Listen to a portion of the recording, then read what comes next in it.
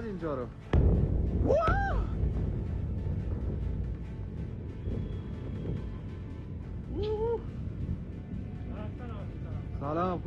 Ameerika Ühendriigid võivad saata eriüksused Iraani, et haarata nende rikastatud uraan. See oleks üks Ameerika ajaloo ohtlikumaid operatsioone, kuid peagi võib sellest saada riskantne vältimatus. Iraanil on umbes 460 kilogrammi ehk 1000 naela, 60% rikastatud uraani. See pole spekulatsioon. Iraani valitsus ütles läbirääkimiste ajal USA'le otse, et see uraan võimaldab neil teha 11 tuumapommi. Kuulake. 80% materjalisjoon saab viia 90%-ni, mis on relva kvaliteet umbes 1 nädalaga, võib-olla 10 päevaga kõige rohkem. 20% saab viia relva kvaliteedini 3-4 nädalaga. Mainin seda, sest unustasin selle detaili. Esimesel kohtumisel ütlesid mõlemad Iraani läbirääkijad otse ja häbenemata, et nad kontrollivad 460 kilogrammi 60% uraani. Nad teadsid, et sellest saaks teha 11 tuumapommi ning see oli nende läbirääkimiste algpositsioon. Nad olid selle üle uhked. Nad olid uhked, et suutsid vältida järelevalvet ja jõuda 11 tuumapommi valmistamiseni. See ongi täpselt põhjus, miks erioperatsioon võib muutuda vajalikuks. Riskantseks, aga vajalikuks. Enne kui räägime sellest, kuidas USA seda teeks ja millist riski see endaga kaasa toob, räägime sellest, miks see uraan nii ohtlik on. Nagu te ilmselt teate, on tuumapommi valmistamiseks vaja 90% rikastatud uraani. Kuigi Iraanil sõda pole, on neil paremuselt järgmine variant. Uraani rikastamine looduslikust tasemest 60%-ni võib võtta umbes 2 aastat, millest suurem osa kulub alguses. Kui tõsta seda 0%-lt 3%-le ja sealt 10%-le, kulub sellele peaaegu aasta. Aga kui uraan on juba 60%-l, siis selle viimine 90%-ni relvakõlblikule tasemele võtab võib-olla nädala, kõige rohkem 2 nädalat. See oleneb sinu varustusest. Seetõttu oleme aastaid kuulnud, et Iraan on tuumarelvast vaid 2 nädala kaugusel. Nad on kogunud 60% uraani. Ja niipea, kui Iraani ülemjuht otsustab, et ta tahab tuumarelvi, võib Iraan saada tuumarelvad põhimõtteliselt nädala või 2-ga. Seetõttu räägitaksegi, et Iraan on 2 nädala kaugusel tuumarelvadest. Alates detsembrist 2024 jõudis varude kogumine enneolematule tasemele. Iraan põhimõtteliselt avas rikastamise kraani ja nad hakkasid koguma pöörases koguses 60% uraani. Sellepärast ongi neil nüüd peaaegu 1000 naela seda.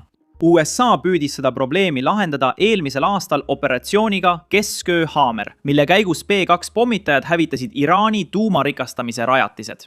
Iraan ei saanud enam uraani varuda, kuid olemasolevat uraani me siiski kätte ei saanud. Me takistasime neil uraani varumist ja tootmist, kuid ei saanud olemasolevat kätte. Õnneks polnud seda ka Iraanil.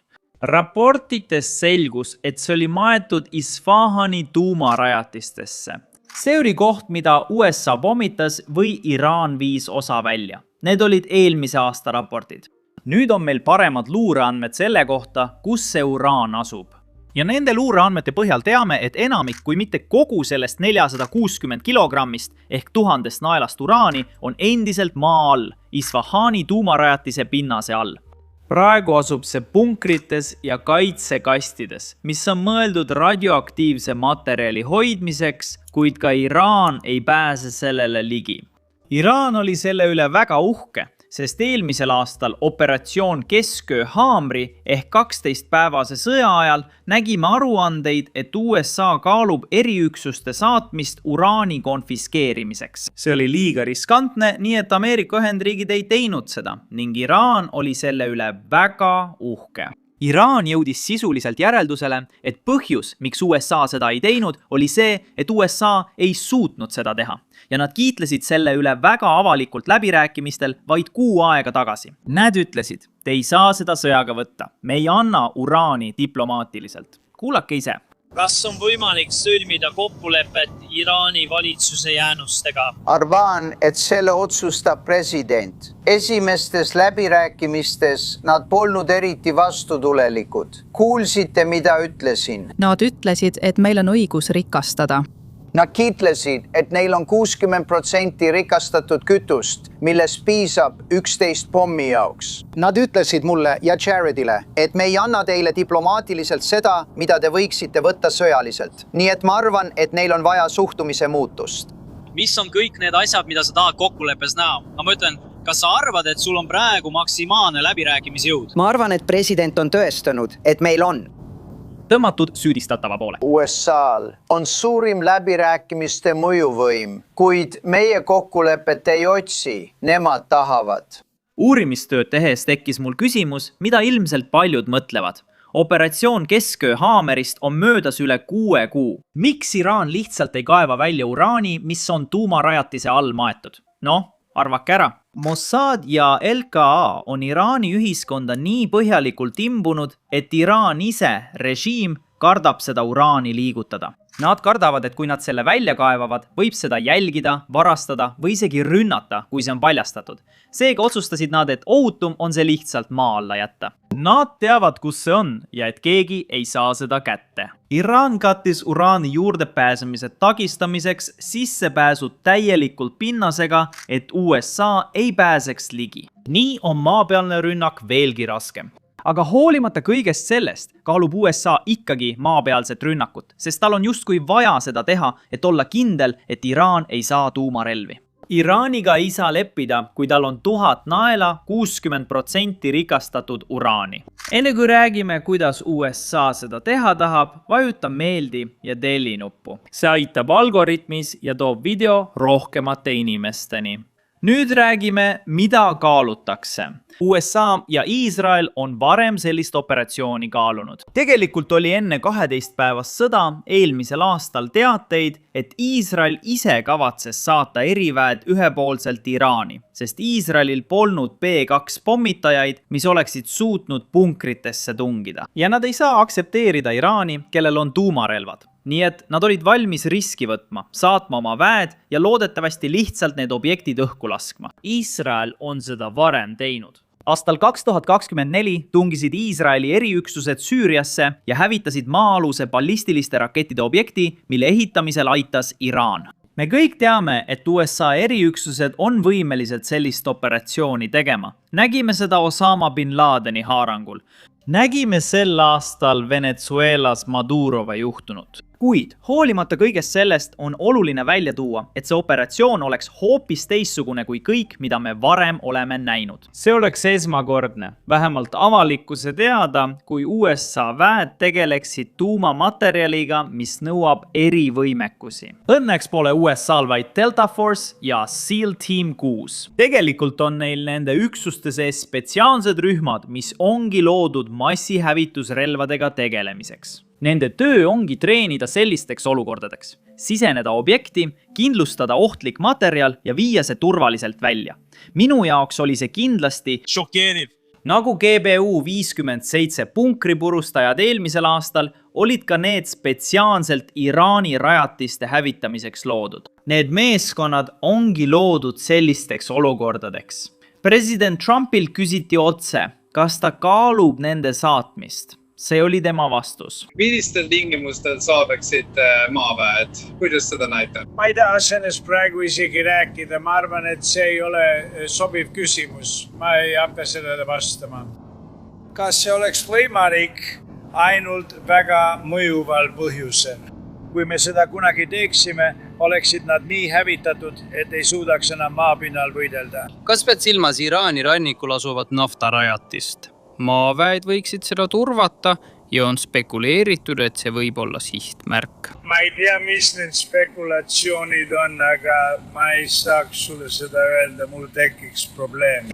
Kas rikastatud uraani tuumarajatistest turvamiseks on vaja maavägesid? Uuri seda, me pole sellest rääkinud, aga see oli täielik hävitamine. Nad pole sinna jõudnud, võib-olla meie jõuame kunagi. See oleks suurepärane. Aga praegu me lihtsalt hävitame neid. aga me pole sellega tegelenud, kuid võiksime seda hiljem teha. Me ei tee seda praegu, võib-olla hiljem. Ta ei välistanud seda ning rõhutas, et ei karda selliseid samme teha. Ja lisaks sellele teatavad nüüd mitmed allikad, et Valge Maja kaalub tõsiselt maismaa operatsiooni. Olgu selleks USA, Iisraeli või mõlema väed. Midagi kaalutakse. Räägime, kuidas see välja näeks. The Warzone tegi suurepärase ülevaate, soovitan kindlasti vaadata. Annan lühikokkuvõtte, aga kui soovite detaile, minge kindlasti vaatama. Artikli pealkiri on Eriüksuse rünnak Iraani rikastatud uraani hõivamiseks võib muutuda väga riskantseks vajaduseks. Panen lingi alla, aga kui ei pane, lugege kindlasti artiklit. Keeruliseks teeb asja see, et ei eemaldata lihtsalt 45 kilo uraani. Radioaktiivse materjali ohutuks transportimiseks on vaja spetsiaalseid konteinereid, mis lisavad kaalu. Lisaks sellele on teil vaja personali, kellel on kogemusi tuumamaterjali käitlemisel. Võib-olla teadlased, võib-olla spetsiaalsed väljaõppe saanud operaatorid. Igal juhul ei saa see olema kiire sisse-välja missioon. Lisaks on Iraan tahtlikult sisenemispunktid blokeerinud. Olen kindel, et kuskil on relvastatud valvurid, kuid me ei näe neid satelliidilt. See võib olla positiivne, kuid peame eeldama, et Iraanil on läheduses mingi kaitse olemas. Aga õnneks kaalutakse lisaks väljaviimisele ka teist võimalust ning see võimalus on lahjendamine. Uraani võib lihtsalt lahjendada, näiteks 10% või 3% rikastatuseni, mitte välja viia. See raskendaks Iraanil relvakvaliteedini jõudmist nädalatega. Looduslikust uraanist 3% rikastamiseni kulub umbes pool ajast, 6 kuud. Kuid 60%-lt 90%-le jõudmine võtab vaid paar päeva. Kui lahjendame selle uuesti, võidame aastaid nädalate asemel, kuid lahjendamisel on omad väljakutsed. Peaksid tooma palju materjali ja spetsiaalset varustust kompleksi, mis on sama või isegi keerulisem kui väljaviimine. Ja kõige selle juures ei tohi me unustada, et see on ikkagi sõjatsoon. Me teame, et Iraanil ei ole õhu ülekaalu ja nende sõjavägi hävitatakse, aga neil on siiski maaväed olemas. Iga erioperatsiooni meeskond, kes sinna läheb, seisab silmitsi tohutu riskiga. Nad tegutseksid sügaval vaenlase territooriumil, käideldes ohtlikku materjali ja evakuatsioonivõimalused oleks piiratud. USA vägedel pole Iraaniga head ajalugu, mida ma ei taha rõhutada. Nagu ütlesin, võib see olla riskantne, kuid vajalik samm. Lihtsalt ei saa lubada, et Iraanil oleks rikastatud uraan ja režiim, mis elab täiemahulise sõja üle.